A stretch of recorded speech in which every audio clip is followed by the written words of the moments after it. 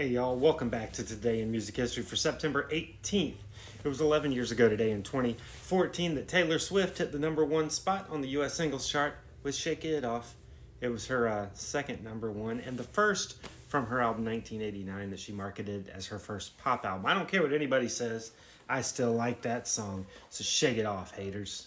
It was 42 years ago today in 1983 that Kiss unmasked themselves to the public for the very first time. They appeared on MTV to officially unmask themselves to promote their new album, Lick It Up. The stunt worked because sales of Lick It Up tripled those of the previous album, Creatures of the Night. This led Paul Stanley to comment that people hear with their eyes, and he's not really wrong. What's crazy to me is that Kiss was only without makeup for 13 years. And growing up in that period, those 13 years felt like forever.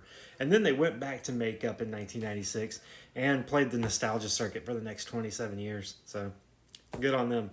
And it was 55 years ago today in 1970 that Jimi Hendrix passed away in London at the age of 27.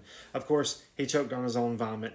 And once again, they believed it to be his own vomit, but you can't dust for vomit.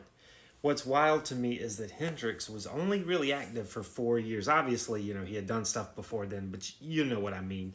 The impact and legacy that he left from those 4 years is just crazy. It's crazy, man. And happy birthday to Ricky Bell of Belle Biv DeVoe. He turns 58.